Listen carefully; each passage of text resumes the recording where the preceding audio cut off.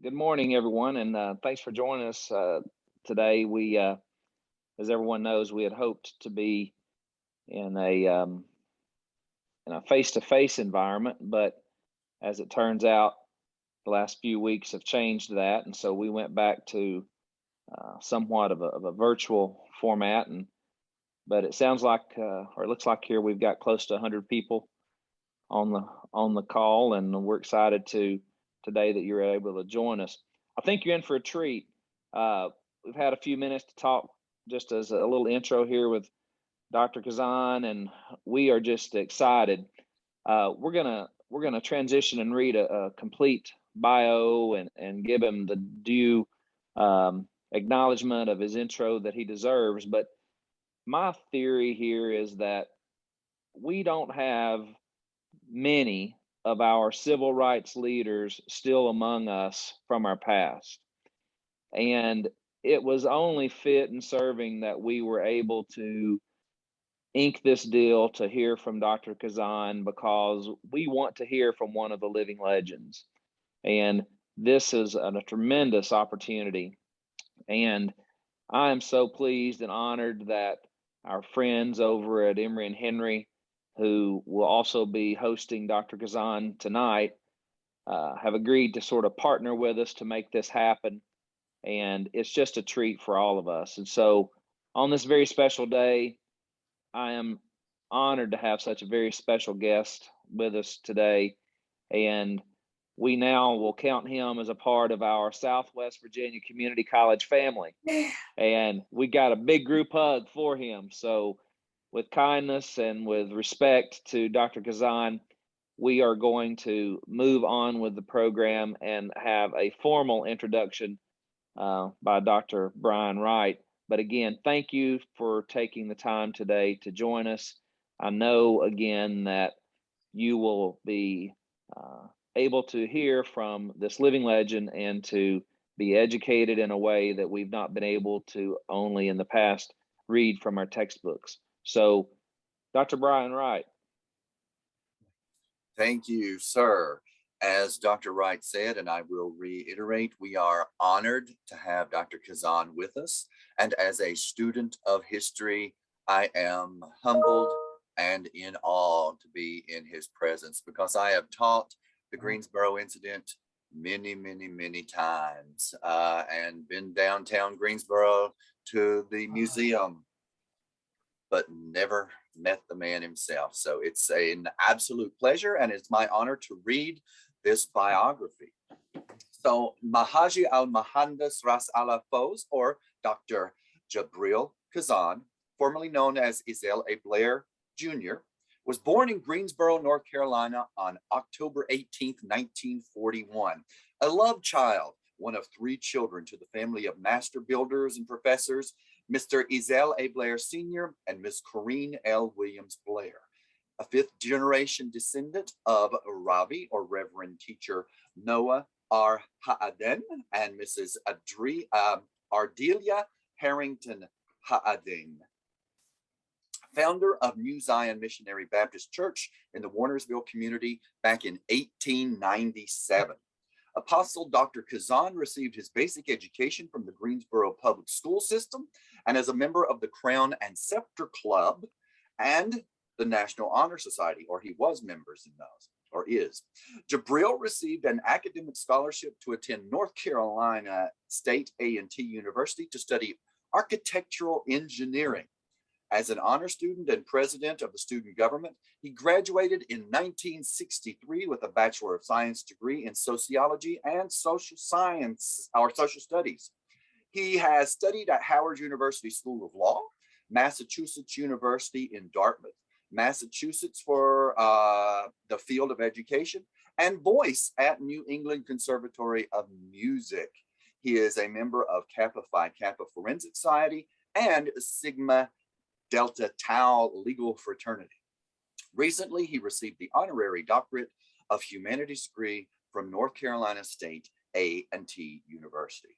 He has served as a tutor and counselor for Rodman Job Corps Center, a minority history teacher at Opportunities Industrialization Center, or OIC, in Boston, programming coordinator for Boston Area Construction Trades Program for the AFL-CIO, skills teacher and counselor for CETA, taught a pilot course on African American history for the New Bedford, Mass. Public school system, worked as a program assistant for adults who are developmentally disabled, is a mass storyteller, oral historian, and lecturer.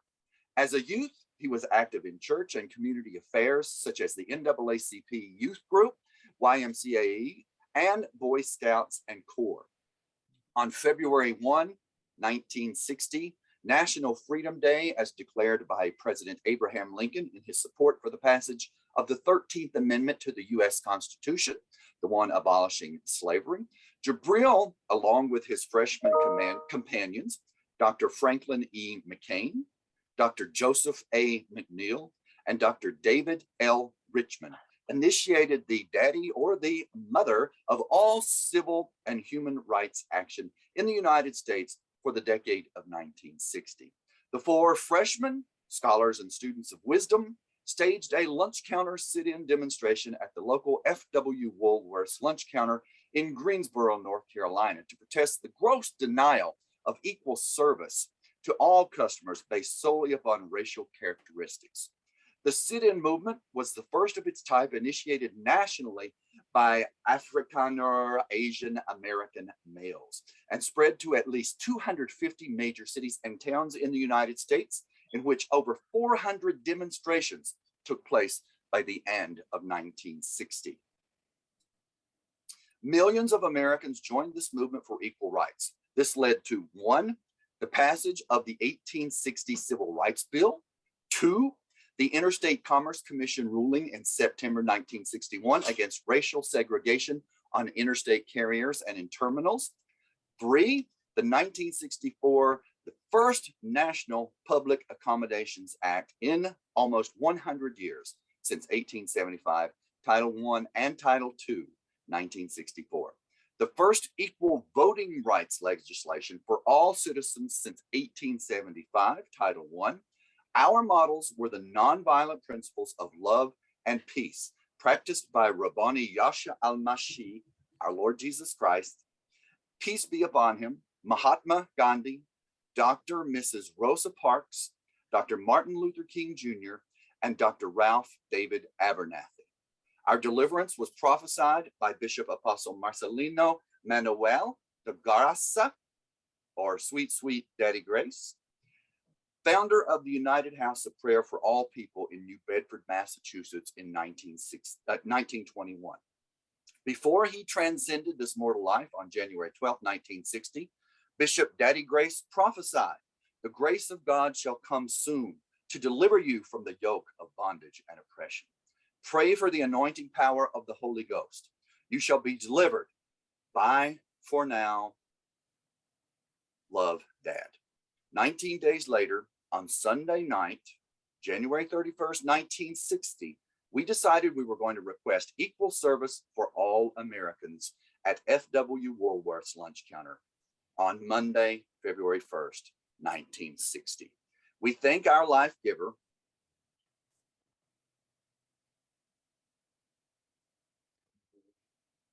our parents, relatives, teachers, friends, believers in our life giver, Bishop Apostle Marcelina Manuel de Graça, Mahatma Gandhi, Doctors Mrs. Rosa Parks, King and Abernathy, their families, SCLC, NAACP, Mrs. Ella Baker, SNCC,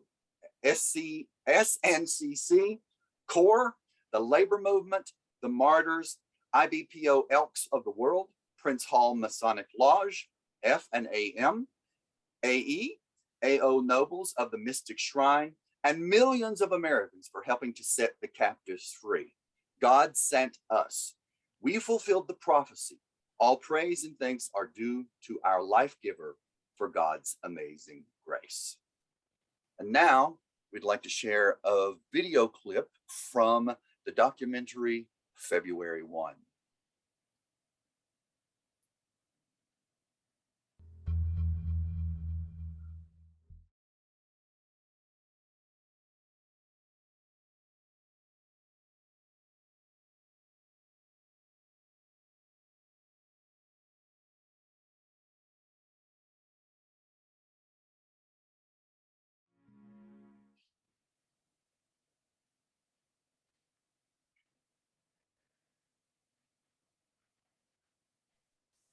So many times in my own reading, I have read where Dr. King would often mention the garment of destiny.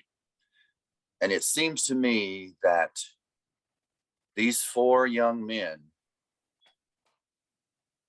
provided the stitches, the seam from an old era to a new era. It's a powerful, powerful image when you think about it.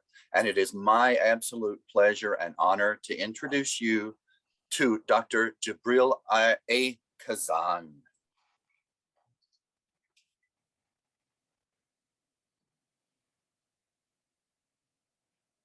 Thank you. Bless you all. In the name of God, the compassionate and merciful, to whom all praise is due forever. It's indeed an honor for me to be alive, to share with you and your family and your children, which I call a day of holiness, a day of represents change in our culture, a day where no one was killed or dragged off or thrown in prison. There's a song called "Oh Happy Day." I learned as a kid. When Jesus comes, take all my cares away. So going down to that lunch counter and sitting in there was like being baptized all over again since I was 5 years old. Of course, the preacher at my church, I thought he was trying to drown me. Too much of anything is not too good. So that's the way I felt when we sat down at the Woolworth lunch counter. It was like, as Frank McKay said, lifting a weight off his shoulders. He could sort of relax. And we talked about what's use of talking if we don't try to carry it out. That was a big challenge. And of course, we were worried about maybe getting put out of school. There were people who were beaten up because the Caucasian guys would come to our dormitory and we had no protection from anybody. They come with the truck, jump out, grab one of us, beat us up, and throw it into the ditch. That's what happened to Jack Ezel, who people thought was me. One guy had a brick at night. Somebody hit him in the chest with a brick. And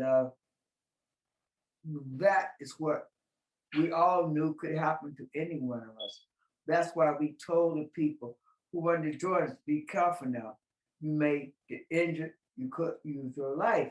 So think twice before you want to skip a class and go have a sit down at Woolworths, because you're not going to get a grade A or B or C, or you probably get an F if you miss your class. We made sure that everyone went to class, that they took no intoxicants, that they dress warmly, and also dress in case you may get pulled off the counter by someone. You won't necessarily get injured, wear an overcoat or something like that. So those kind of thoughts went through our minds. And our parents were worried about us too, because some parents worked themselves hard, like my mother, my father did. She worked the night at a bakery for 8 years to help pay my way and my sister way to go to college. Then she went back to school herself and got to become a teacher. By that time, she's like in her 40s. And God bless her, lived to be 92 years old. She had Alzheimer's a couple of years ago. My father passed, I think, when he was about 69 or 70. He was a carpenter. I don't mean to take away from it, but my father had no father to raise him. His mother could not raise him, so he was reared by his great-great-grandmother. And my father had a Caucasian man named Mr. Robert Ingram. He never married. So during the Depression in the 20s, Mr. Ingram, 30s, Mr. Ingram came to my great-grandmother's house to do repair on the roof. So my father was 12 years old, and he asked my great-great-grandmother, Granny, you asked Mr. Ingram if I could help him? She did. He was different than other Caucasian men. He respectfully called her Mrs. Hedden and everything like that. And he said, sure, Mrs. Hedden, I'll train the boy. And that's how my father learned a trade. At 12 years old, by the time he was 15, he was Mr. Ingram's top roofer. This is during the Depression. That's why I say, this man, if it wasn't for him, there would be no me. I adopted him as my Caucasian grandfather, right? And then he helped my father go to college, A&T. He worked on the weekend, and Mr. Ingram said, easy, you can go to college, I'll pay you away. Can you imagine this? During the 1930s, this Caucasian man did this. It's like he was destiny. So when I write my book, I gotta talk to my two grandfathers. He did more than the other grandfather did for this child. Then when my father sent him to college, where did they send him? They sent him to India for 2 years. Why? Because they didn't have too many Caucasian guys that could deal with the sunshine that goes 120 degrees Fahrenheit every day. So my father was darker than I was. He went there for 2.5 years. He got injured putting a steel beam up. And so they thought he was going to lose his left ankle, but they were able to save it. For the rest of his life, though, he took medicine, he took drinking, because the alcohol had sugar in it. And he found out if he drank the alcohol, it would kill the pain. But we saved him from that too. But I'm just giving you a background of who I am and who helped me to be here today. Mr. Ingram, my father became a teacher, industrial arts. He taught math, he taught chemistry, he taught mathematics, he taught what you call using the square and the compass. He taught that to his students. And then one day he built this pink castle for my mother, who later on became a teacher. And so Mr. Ingram, I went to the house on Bimbo Road in Greensboro, still there, pink house, brick house, with a white roof on it. He built it for my mother because she's a member of AKA sorority, a college group, and her color was pink and green. And so I walked in the house. There were like 8 Caucasian men sitting in the front room. Mr. Ingram was showing these men up. This is what my son did. That's what he said. My father was his son. He had no children at all. He wasn't married. He adopted this kid and gave him a chance. I want you to know this. It's not the color of his skin, my teacher told me, but the nature of the God self-realized that's within our consciousness. We're born. Everyone is born with the God self-realized in them. Born here between their eyes where they meditate and to their nose where they breathe in. That's all it is. And everybody has a chance to live the life that they wish, according to don't break the law. But that even happens. So I'm sharing with you my experience and who this man was. Professor Mr. Ingram, Robert Ingram. He lived longer than my father. My father passed about 79. Mr. Ingram lived about 85. But this is a story I want all you to know. We do not know who's going to extend the hand of love, friendship, and kindness. So don't turn it away. If they offer it to you, take it. Because you may not get another chance to be at that point in your life. So I share this with everyone. I tell the children I talk to school, I said, remember, love is the answer. I'll tell you, my friend, think a song. Love is the answer. We'll tell you, our friends. Love is the answer. There is no end. Light of the world. Ooh, light of our soul. Ooh, love is the answer, greater than silver and gold. Love is the answer. Ooh, I'll tell you, my friend. Ooh, love is the answer. Ooh, I'll tell you again. Ooh, love is the answer. Ooh, I'll tell you, our friend. Ooh, love is the answer. Ooh, there is no end. Amen. So that's my story. Hope I didn't keep you bored a lot, but I want to let you know who I am, what's a place for me to live on earth, and that's my duty to God and my country.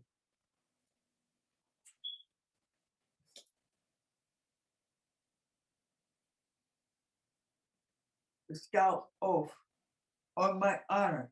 I would do my best to do my duty to God and my country and to obey the Scout law, help other people all the time, keep ourselves physically fit, mentally awake, and morally straight.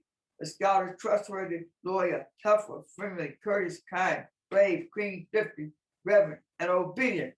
I remembered it, even though I couldn't get a chance to be with my Scout troop, because my father took me at age 8 and started taking me to work on the house. He was a house builder. And he taught me, since you can't do any bricklaying, you better learn how to paint. So he taught me how to be a painter, you know?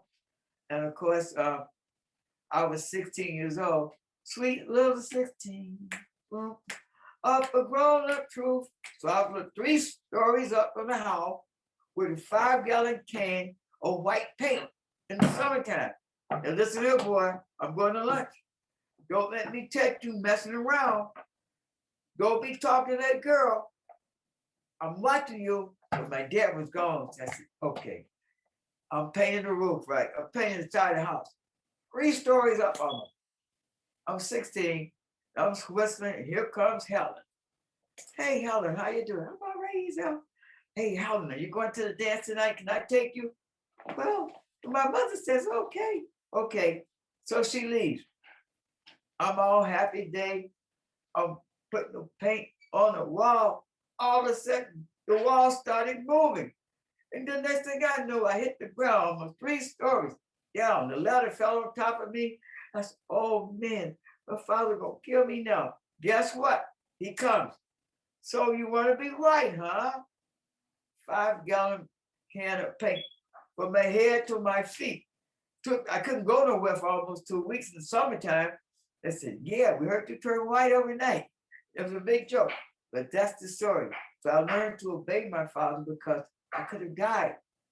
I learned also to obey and respect elders older than I am. They care what race they were, what color they were.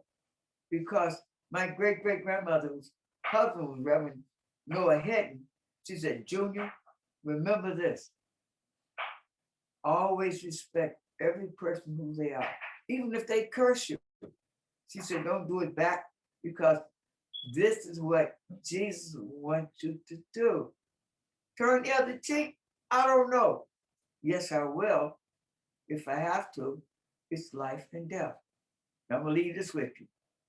Dr. King, I met him in person in Easter Sunday, 1960, when all the students from North Carolina around the country came to Shaw University in Raleigh, North Carolina, to come together to form the Student Executive Committee for Justice, or what we call then,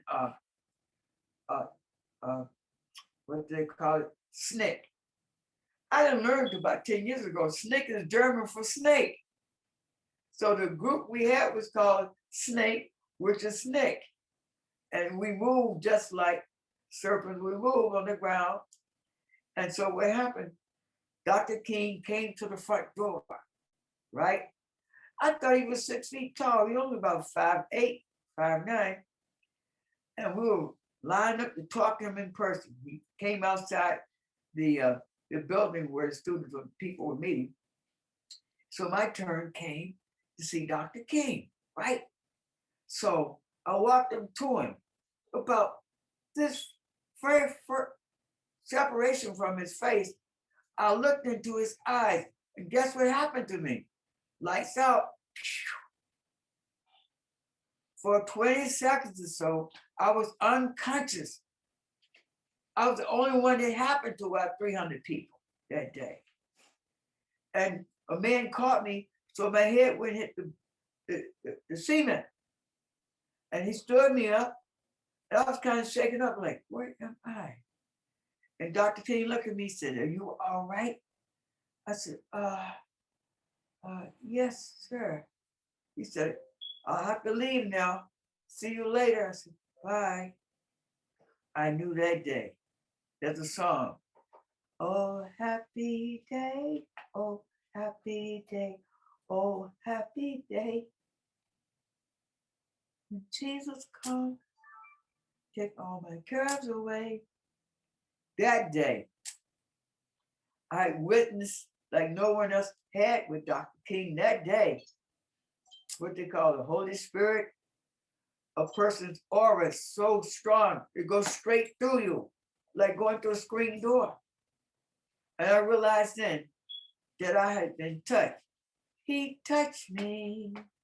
Oh, he touched me. And all the joys within my soul. Something happens. I remember all the words. Now and behold, he touched me and made me whole. That's why I want you to tell this story to your children. Do not give up faith. Keep the faith. I can understand when Jesus said, somebody smacked me in one face, turn the other cheek. I didn't have to have a man do that. My wife would do it if I didn't give her the money. Did your mother tell you I'm the room? But I thought I was in charge. No, I'm in charge. And I have 3 children for you. So hand it over, brother. Okay, dear. And that's the way it goes. She rules the house. My job, my mother says, to take care of the wife, take care of the children. Well, you know, I embrace this law. I got one woman. Hold it. You in my house, there's only one woman. You only got one wife. All right? Let's get this straight. She said, I know some of my relatives may have more than one girlfriend and wife or whatever. She said, don't do that. She said, I'm telling you right now, you're headed for trouble. So far, I'm still a one-woman man. And I see a lot of pretty women here and go. But I realized, my mother said, when your wife tells you something, said, she's right. The woman is smarter. She's right. The woman is smarter. She's right. The woman is smarter. Smarter than a man in every way. That's a song by Belafonte. It's like did it, but I don't want to get hit. I have been shocked by my wife. I didn't know her father taught her how to fight people in the military. My father didn't let me learn it. So my wife was like, come on, put her up. I said, I'm not gonna hit no girl. She got me. I'm on the floor. I said, you could have broke my neck. She said, sure I could. You remember I asked you to cut the light off in the kitchen? What'd you tell me? I'll get it to her later. So I had my 2 children, my daughters, 5 and 6 years old. They were in the room. And I've been in the kitchen. My wife said, Jibreel, easy out. You can call me easy. You know I'm easy. Easy like Sunday morning, yeah. Lionel Richie, he's a member of the Alpha fraternity. That's his song. So I sing a song. So she said, did you cut the light off in the kitchen? I said, I'll get it in a minute. Now, fellas will listen to me. Woman can do you in, and the judge will always be on his side. Your Honor, I killed him by mistake. What? Anyway, so the 3rd time I said, don't bother me, woman. I'll cut the light when I want to. Guess what she did? Cut my lights out. I had long hair to my waist. So I went by and she yanked and I almost broke my neck on the floor. You tried to kill me. She said, didn't your mother tell you? Women can do anything if they're desperate. Your mother told you that, did she? I said, yes, she did tell me. So now you know you have to treat women well. You could die in your sleep. And the judge would say, Kingfish and Amos and Andy, Your Honor, he's guilty. that was the guy who was the law in Kingfish and Amos and Andy show. And I also lived in Greensboro. I learned another thing before I went to law school at 9 years old. So every Monday, on the new Monday, there was a judge. He was Caucasian. And he had a list of people, maybe about 20, 30 people at this celebration, he called it, at the judge at the, you know, where the judges are in the city. So unfortunately, you had all men, be what color or race they were. But for some our guys, the colored guys, they have a different status. The judge would call your wife or your girlfriend his daughter. You don't want that to happen to you. Because if you do, you might get 10, 15, 20 years in jail with a prison uniform on for striking a woman, a colored woman. If you did that, that's what he would do. You know, he would say, all right, what are you doing striking my daughter? And the African man said, Your Honor, I didn't do anything. He said 15, 16, 17, 18, jailbait. And that was it. The song came out in the 60s.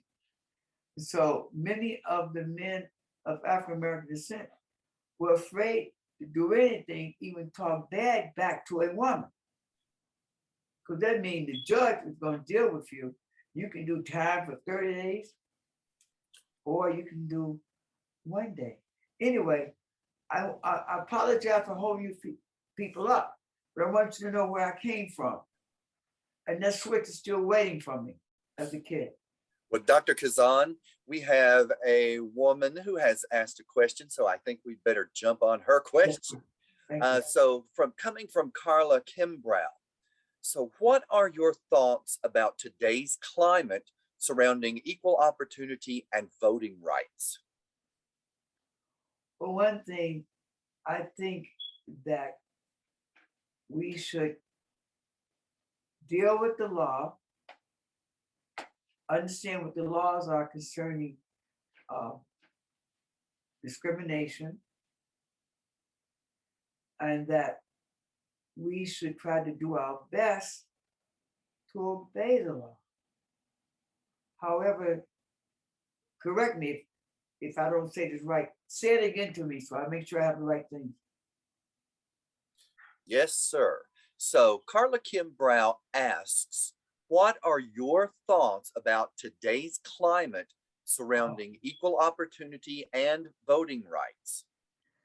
I believe that if anyone's qualified to do a job or want to go to a school, they should be given an opportunity to pursue their dream.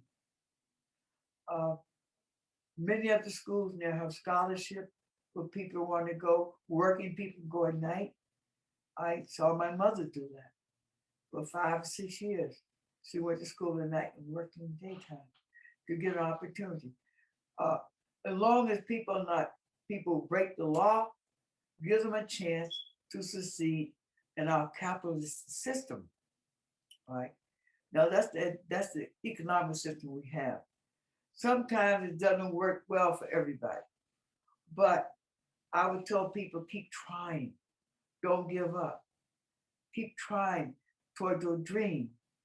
You may have a little difficulty, like my father had no chance at all, but someone came along, saw this kid, and said, I'm gonna give him a chance. If you get a chance, don't turn it down. If it's a clean situation, don't turn it down. I was looking about the actor, the Afro-American actor who passed last week. He said he was in New York and he was a cleanup man, but he wanted to do something better. So he stumbled onto a group that were trying people out for acting. He went in and he couldn't speak English that well. He's from the Caribbean. And he said the wrong thing on stage, but people thought it was a joke. And that's how he got to be one of the greatest actors in Hollywood. He passed about a year ago. I'm trying to get his name right.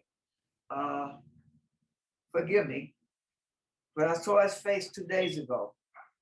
And I wondered why his face was on YouTube. It's because he had passed. But like I knew Harry Belafonte personally. In my traveling, making speeches about civil rights, Belafonte was blessed to be able to take the opportunity. I live in New Bedford, Massachusetts, so there was a man named John, and he sang very well. But they were on TV, I think what's the name of the show? It used to come on every Sunday night, Sullivan Show. And so this friend from New Bedford, Massachusetts, one of my wife's cousins, Harry Belafonte, put him behind the stage that day with their own national TV. And the reason why was because he outsunned uh, the actor, Harry Belafonte, and the singer. And so Harry Belafonte did not want him to be on the stage with him. The other two men were there, but they put July Gonzalez behind the curtain. And that affected July's life a long time. So, but July still sung in New Bedford, and he was teaching me some voice lessons. So things did not fall apart for him. He did not give up. And that's why I would tell people, keep striving. Don't look back, keep striving, look forward to life. Use your back part as a lesson to tell us what we should do, what we should not do. Dr. Kazan, I have a quick question too. Yes, sir. I'm going to jump in and ask you, you mentioned a couple of times, I think in your bio, I think you're a Kappa, and I think you mentioned that another family member was AKA. Yes. I have had the pleasure of advising the Alphas in my past. And so I'm going to ask you what you think the role of Black Greek groups play in higher ed, if you have much of an opinion about the that fraternity of Black Greek groups, and what do you see those groups today versus maybe in your day? Yeah. Thank you. Well, I can only say this. We live in America. Part of America is a Greek culture. Then there's an Indian culture, African culture. So whatever causes a person to want to be a member of one of these groups, as long as they don't break the law, let them pursue their dreams. Many Caucasian sororities and fraternities did not take Afro-American colored people in, even though they may be East Indians or Chinese, would take them in. Same thing with the African-American fraternity sororities in the beginning. They wanted to keep it within their own group, but they changed their minds because they realized that why should you stop a person wanting to become your group? They're good people, they're law-abiding people. Don't keep them out. So they welcome anybody to come in. But they told people, no harassing, no beating up and damaging people and killing them. That's one thing that all the fraternity sororities have to get rid of. That day is over. You take the person according to their qualifications and quality of what their needs are. And I think that's a good thing to bring Americans closer together. If you're going to television this evening, you can see all fraternity sororities on there. There's no bias there because we have to have a greater vision. Think about what we're going to do for tomorrow, like the next hour. I might die right here. So I'm hoping I live long enough so I can give my wife a kiss goodnight if I get one. Dear, where's the money for the insurance? Here it is right here, honey. All right. And I'll have a peaceful night. But if I don't come up and pay my dues to her, then I won't have a peaceful night. And she will remind me. And so I encourage people to try yourself. You live in America. There's a song came to me, it goes like this. We love America. Well, Amor are the Moors who used to have control of the Atlantic Ocean. Others, they built the church for the Pope. The Egyptian Moors who built Spain and Portugal today. You can't duplicate what they did, but they would trick, foster migrant slaves, and many were killed. But anyway, it says, we love America, homeland of the free. We love America, free to be you, to be me. We sing free to be you, to be me. We love the fresh, pure air blowing with the wind. We love America, beautiful out and within. We sing free to be you, to be me. How'd you like that, boys and girls? We That's did. what I sing to the kids. Dr. Kazan, so we have a question that's sort of in line with your singing. Yeah. So what song comes to mind when you go back to Woolworths? Well, one song is "Oh Happy Day, oh happy day, oh happy day." Whoa, when Jesus walks, when Jesus walks, when Jesus talks, when Jesus talks, when Jesus washes all the cares away. Oh, happy day. Boy, you better wash your feet. Oh, yes, ma'am, Granny. Okay. Oh, happy day. That's one of the songs I would sing.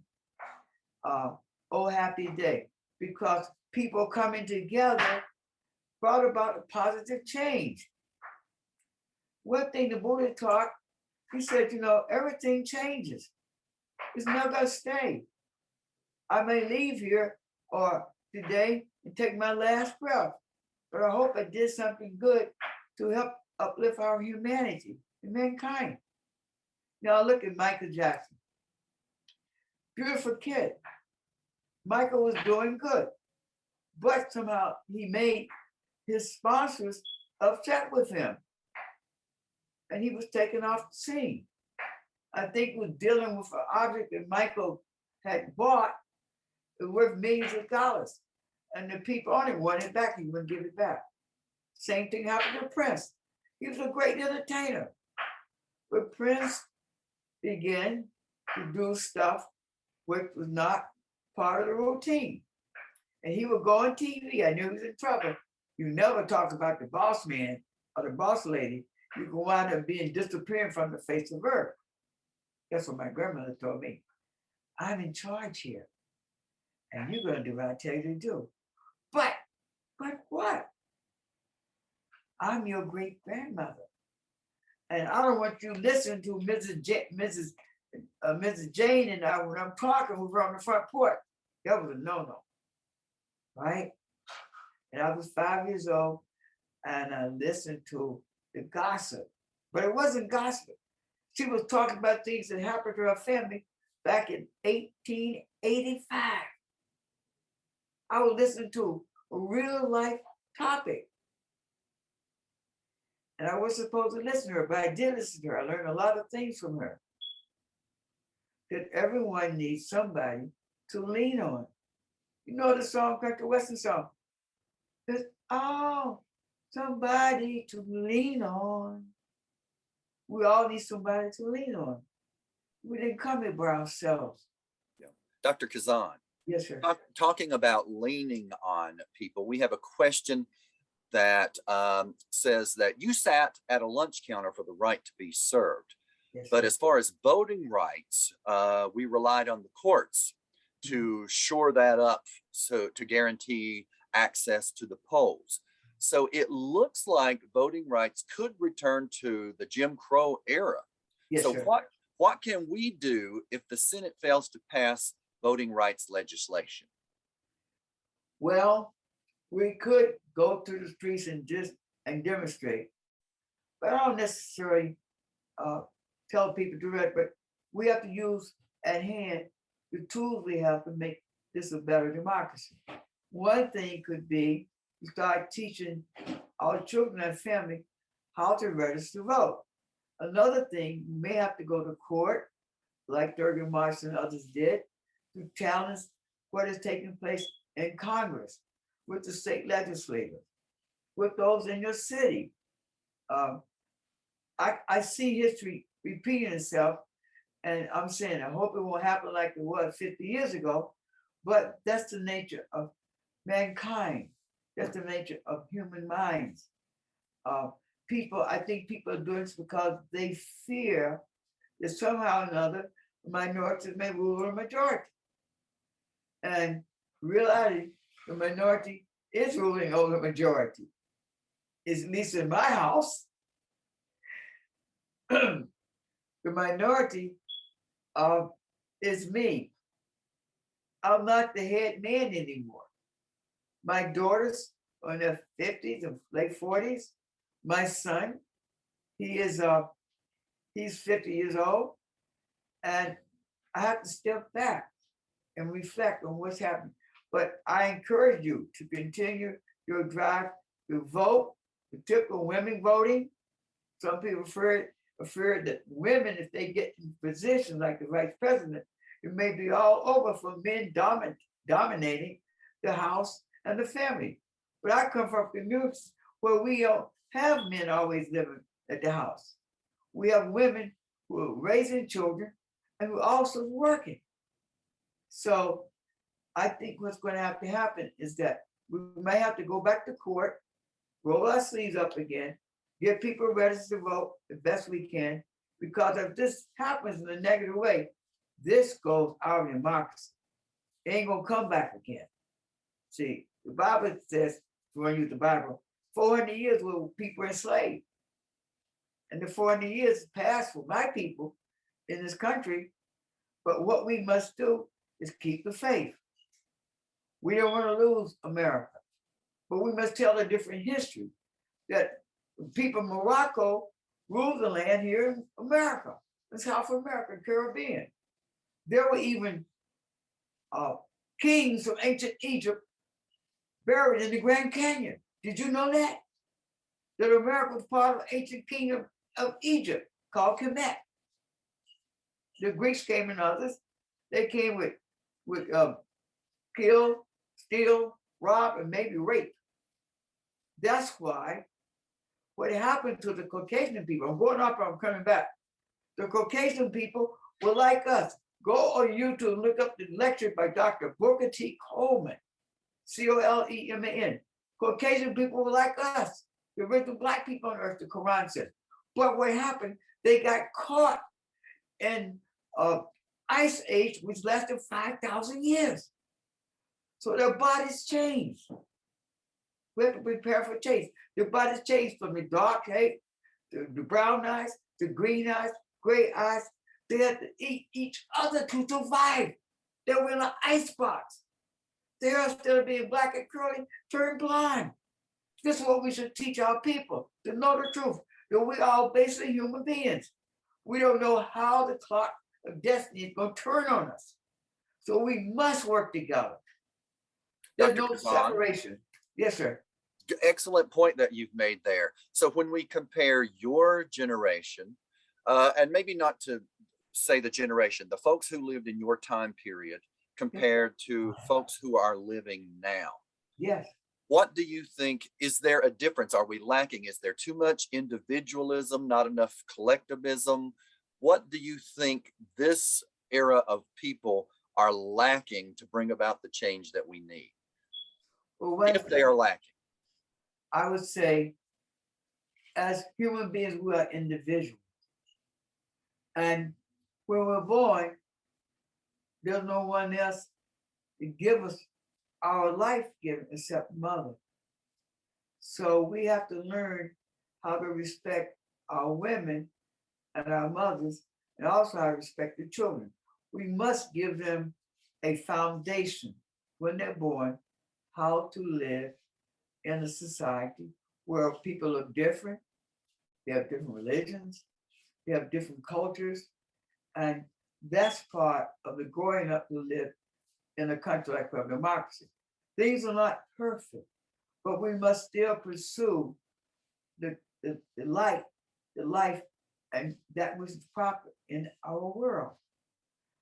Many people have died so we can have what we call this democracy. It can be hypocrisy, but once again, those have to go and dig deep. We're not free yet. Let's keep on trying. Keep on trying. Like what's the name? The group Curtis Mayfield. I sang with them back in 1960 when they came to my college, A&T College. Curtis Mayfield. Keep on trying. Ooh. And when he had his injury, where he was performing, the lights from the stage broke his neck. We lost him. But that's one thing, I remember that song, Keep On Trying. He began, his music became an evangelistic thing his last days. Even the guys left him, who he was singing with, the two guys in the last days of his life. He began, if you listen to his music, he began to teach and sound like a preacher, which was in him. He's a musician. But we must work together. If we don't work together, that's the end of our democracy. We have to look at each other in the eyes and say, what can we do today to make our country greater? And of course, I always put my hand out like this. No, the Pledge of Allegiance to the flag. We should tell them what the Pledge of Allegiance to the flag is now. It came to me about a month ago. What are those colors out there? Well, those colors came from ancient Egypt. And our country was found by people who were Masons and Elks and others. And so they brought their knowledge they learned from their largest into the making of this democracy. That's why we can't let it fall. We got to keep it going. If we let it fall, then what's going to happen to the rest of mankind on the planet Earth? This is it. So we must work together. And so I didn't mean to go off on a tangent, but I want to let you know that the red, white, and blue came to me. Red is for the red corpuscles in our marrow of the bone. White is for the white corpuscles in the marrow of our bone. You got me? And what is the blue? The blue is the ultraviolet rays which come from the sun and give us our suntans. How you like that? Yes, sir. That's what I gave the group of kids 2 months ago when I was telling them about the flag. I said, give respect to that flag, because that flag deals with our life. Without the sun, without the red and white corpuscles, we eat our meals, we die. Red, white, and blue. It means more than just saluting a flag, as it was given to me. So the other thing is that we have to learn to help each other out. We must do that. We cannot run away from it. There was something else I wanted to share with you about that. Oh, the salute to the flag. Now, I got my YouTube about 3 or 4 years ago. I went and watched the salute to the flag. It was only maybe at the turn of 20th century, and I saw them do this. Did that look familiar? Some people said, you learned this from Germany. No. This is the sign of love and unity around the world. Some people said this sign represents the name of the creator of the universe. It just came to me like about 4 or 5 months ago. So you show this sign up in Arabic. This is Arabic. My teacher was the man who was a Christian, who was an Arab, Mr. Ralph Johns. So I went to get his book in Greensboro, asked for the book by Mr. Ralph Johns and said, one afternoon. See, he was talking equality. Some of the Arabs didn't like him talking being close to African-American people. But Ralph Johns told him, hey, we all come from the same world. We may be different complexion, different religions, different cultures, but we all live on planet Earth. So why can't we make it good for everybody? Although there's some people who don't want to make it people, and they're making people slaves, raping women, children, people are dying, but we must do everything we can because we don't know when the pendulum is going to come to us. We need help. Dr. Kazan? Yes, sir. We've got a question that's sort of in line with what you are just saying. Yes, so sir. From Katina Jeffrey, what advice can you give us today in efforts to fight for justice and equity for all people in light of the growing disparities between the rich and the poor in wealth, health, education, government, accountability, the whole thing? Well, first I say that we must know ourselves, what we're capable of, how much stress we can take on our body. Make sure we have healthy minds and bodies. That's the first thing. before we go out, we want to change things. Like this man is picking it, but he doesn't have insurance to pay for his teeth to be repaired. He can't eat well. Well, people who are living on the streets now, sleeping outdoors at night. Right in New Bedford, Massachusetts, where I live, there was this one man and this lady, they lived outdoors in the wintertime last year. I think what happened to him, he drank poison and died because he couldn't live with himself anymore. And he had a chance to live in a shelter, but he didn't want to live there because he said that as a child, he had been somebody had damaged his soul, it hurt his body. So he was scared to go to where other people would go for shelter in the wintertime. Same thing with a lady with him. She told me she had been raped. So she's scared to go near anybody, male or female, and they stayed outdoors at night. We must reach out to these people if we can. We are people professionally who can sit down and talk with us. You can believe it. I talk with a psychiatrist for the last 8 or 9 years because I had so many threats on my life. I was not doing right for myself. I need someone to say, here, you've been in a situation where your life has been threatened over 35 or 40 times. That's why I stay in New Bedford. I don't live in Greensboro anymore because in New Bedford, here in New England, I found there's a different attitude like in New Bedford. You have a multicultural people, different colors, different races, what have you. And I enjoyed that for my children to be born in that type of atmosphere. I had a chance to work for IBM in what you call it, in the South, in Montgomery, Alabama, run by IBM. They own like 5 or 6 miles of territory. But my wife had never lived in the South before. And so she went there. She couldn't move her system for 2 or 3 days. She was so nervous. I said, everything's going to be okay, honey. Everything's going to be okay. So I decided to come back to New England. Not because it was better than Alabama, but I saw we had a better chance to be involved with all of God's children. There are people have their biases, ethnicities, but I would use New Bedford as a model because I've lived here for 50 years. This is what I was living for. In the 4th grade, I went to my library, segregated school, they were good teachers. And I picked up a book on New Bedford. I was 9 years old. And the teacher said, read this book. One day you might go to New Bedford. I said, this lady's out of her mind. I didn't tell the teacher that. So I wind up being 15 years old. Mr. Arthur Jones, he could pass for Caucasian, Afro-American. He was like fair complexion, he had straight hair like Clark Gable, but they called him a Negro. So he was said, Junior, while he was with my father, they were drinking their alcohol to celebrate their day of pay. He said, one day, you're going to go to New Bedford, Massachusetts. I said, this man must be out of his mind. He's drinking too much whiskey. But my life was told to me by this man. Go to New Bedford, Massachusetts. So there's some beautiful people look like us, because they're all calling themselves Negro, the colored people that call themselves white. So I came to New Bedford, and sure enough, I saw what he was talking about.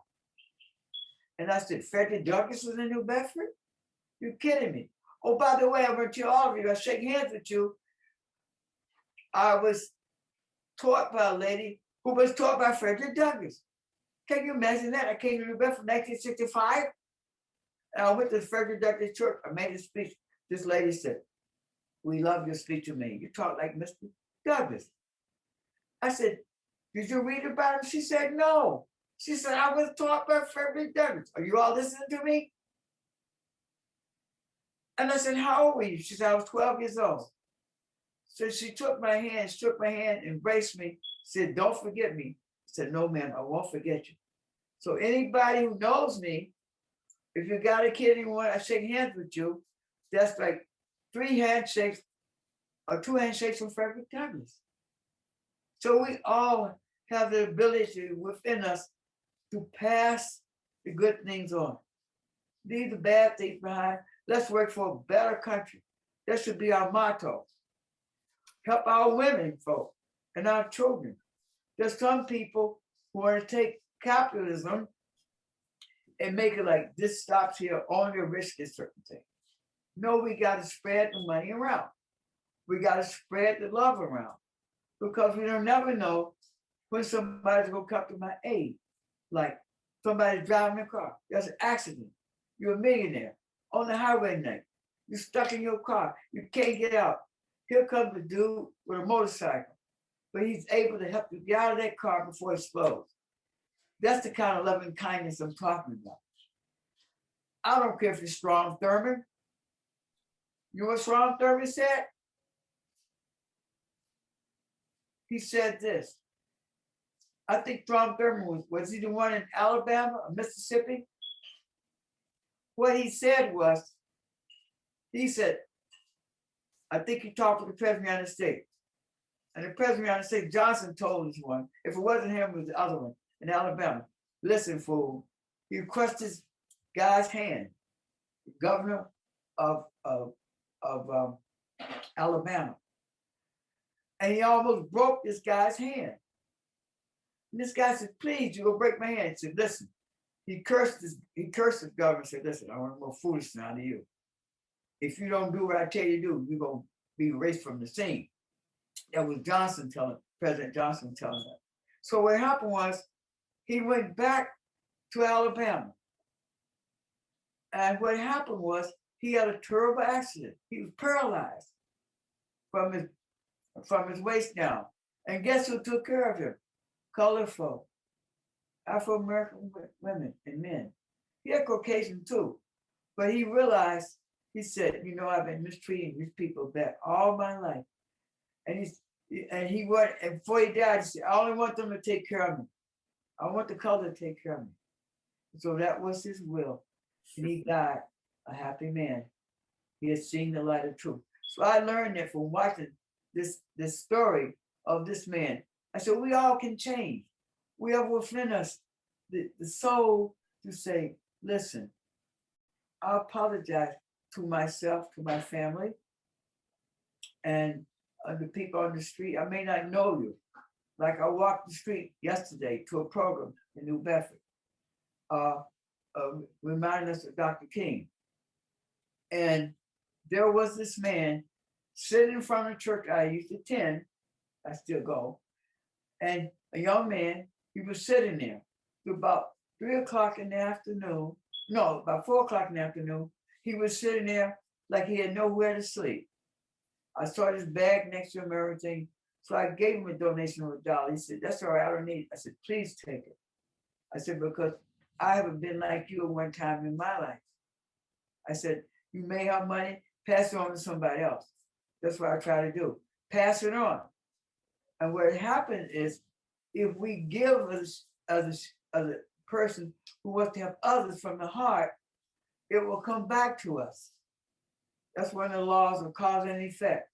Whatever we do, it'll come back to us. And believe me, I thought my wife broke my neck because I gave the word, leave me alone. I don't know what you got to say. And of course, she pulled a braid. I was on the floor, and the children called mommy and daddy were fighting. I know I got to end this, but I learned to suppress my thoughts to others around me who are more needy than I was. And that's the message I would share with you. I may not give you a perfect message, but it's the rule, go the rule, do unto others what we want done unto us, or don't do unto us what we don't want done to us. And we never know when that time is going to change, that our life will be in the hands of someone else. And do what we can do.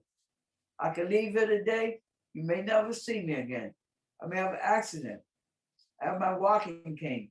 I may have my cane fall from under, and I fall and hurt myself on the cement. Everything changes. It happened to me 2 years ago. And a young man who brought me here today, he saved my life. I fell on the floor in my house from an operation in Boston. Didn't work out right. And my legs went like rubber. I was on my floor for about 20 minutes. I couldn't get up. Nobody was in the house. And so when this man found out about it, I was able to get on my feet, but he nursed me for 5 or 6 months to get myself back on my feet. And this young man is in this room today. I would not be alive if it had not been for him. I said, thank you, God, for helping me. Because I had a college diploma and everything, but there was no one there to help me lift me off that floor. And then he came to my house 3 and 4 hours a day for the last year. And that's why I'm here today. So I'm saying, thank God, thank Allah, thank the one you pray to. And anyway, whatever your religion is, when you're born from your mother's womb, stick with it. That's right. Thank That's you so right. much, Dr. Kazan. Thank you, sir. You have left us with powerful words. No man, no woman, no person is an island. We exist for each other. And we can't tell you how much we appreciate the time you spent with us. It's not often you get to meet a legend, but today we did. And all we can do is say thank you. Well, thank you. And thank I'll you. tell my wife and my children that you saved me today. I'll have to go back and report to them. What did you say today? Did you miss anything about the family? Yes, I did. I try to be. We won't tell her anything bad. Yes, So sir. now it's time to move on to the awards section of the ceremony with Dr. Mike Henry. Let me say good afternoon to each and every one, and thank Dr. Kazan for his remarks and for sharing, and especially what took place down in Greensboro, North Carolina years ago. I have the privilege today to announce and introduce the awardees for the Southwest Virginia Community College Martin Luther King Jr. Awards. The selection committee consisted of Dean Diane Lester, Ms. Dion Cook, Mr. Travis Roberts, Mr. John D. Zimber, Ms. Christy Israel, Ms. Amanda Osborne, Ms. Kathy Smith-Cox, Ms. Susan Lowe, and of course, myself. The awardees were awarded based on their grade point average, in which they were 3.5 or higher, the number of credits completed in the program of study. All have sophomore status and are in line to graduate either this spring or in December of 2022.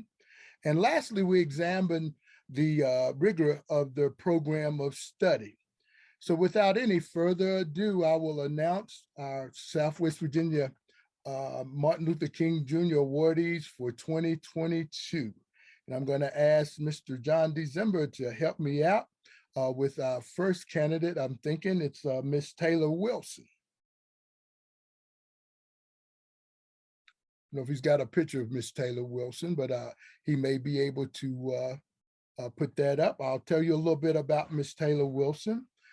Miss Taylor Wilson is a sophomore and a student athlete that's part of the women's basketball team here at Southwest Virginia Community College. She's majoring in accounting, and her plans after graduation this spring is to transfer to Kennesaw State University, where she plans to graduate with a baccalaureate degree in accounting. And after completing her bachelor's degree, her plans are to further her education to become a CPA, Certified Public Accountant. So at this time, we want to say to Ms. Taylor Wilson, congratulations, Taylor, and we wish you the very, very best. Next, we have Miss Essence Smith. Miss Essence Smith is from Lynchburg, Virginia. There's Miss Essence. She came to Southwest Virginia Community College to participate in the women's basketball program as well. Her program of study is pre-med with a focus in music. Her plans are to transfer and also to do pre-dentistry with a minor in music production. Her intended career is in dentistry. And while here at Southwest Community College. She is a member of the Student Support Services Program. She also serves as one of the tutors in the Student Support Services Program. She's also a participant in the Student Government Association, and her hobbies include playing the piano and basketball. So at this time, we like to congratulate one of my tutors, Miss Essence Smith. She does a great job.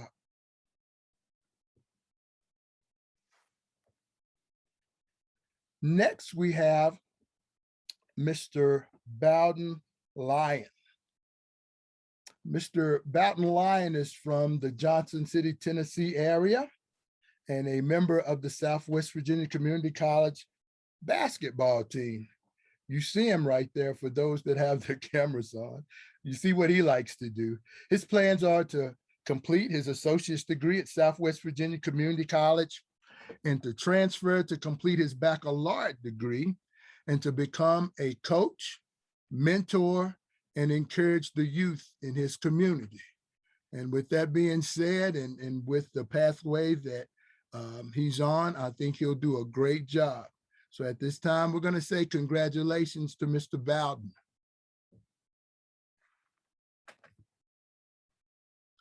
Our next candidate is Miss Gina Peavy. Miss Peavy is from the Bluefield, Princeton area in my backyard. She's majoring in the LPN nursing program, and her plans are to continue her education in nursing and open up her own nursing home facility. I may be a candidate for that facility if I hang around here long enough. Her plans also include mentoring the youth about entrepreneurship and college success. We definitely need that assistance in helping these students with the entrepreneurship as well as the college success. And so we say to Ms. Gina, congratulations. Those are our 4 awardees. Let me say in conclusion to each of the awardees, each of you are making strides in your respective programs towards some bright and promising future careers. I would like to leave you with just 3 thoughts. First, remember to whom much is given, much is required. So when the load gets a little heavy on you, you'll know what is happening. Second, always try to do and be the best that you can be. Even if your calling is to be a street sweeper, try to be the best street sweeper that there ever was. And you probably may know where some of those words have came from. Third, remember days like today. There are going to be days where you will have the opportunity to turn a day off into a day on by using your knowledge and your skills in providing service to others. So again, I say congratulations, and just remember that Southwest Virginia Community College is very proud of you, and they look forward to seeing your success down the road. That's all I have. Congratulations to all of them. Thanks, Dr. Henry. We're closing up now. We've got just a couple more minutes. I'm going to close up shop here, but I want to, before we go, I certainly want to give some thanks to the gentleman that's still on the call, TC. TC helped coordinate everything with our speaker, Dr. Kazan, and TC, much appreciation for your effort and your coordination. Also want to thank Travis and John and the PR team, and then our fine and fabulous MC for the program, Dr. Brian Wright, and then to Mike Henry for his help with this last part. And then without question, we want to thank our students that were just represented and just recognized. That is what we are here for, is for our students. And this is just a few shining examples of those that we are able to recognize today. So thanks to everyone that's on the call. I certainly hope, I think we said this last year, that we would be able to be in person, but my goodness, let's just keep praying that we're able to be in person next year. So today, as Mike said, there's so many good things that we should be thinking about. And my hope is that as we think about today, we don't just think about today on this day. Let's try to make sure that as we move forward, let's just try to do good, be better the next day than we were the day before, and take what we heard today and what we experienced today to heart. And I wish you all the best. I wish you that we're able to be together next time in person. But again, I think we had a wonderful program today, and I appreciate you taking the time to participate with us. We will wish you the best, and I hope you have a wonderful day and a wonderful week. Take care.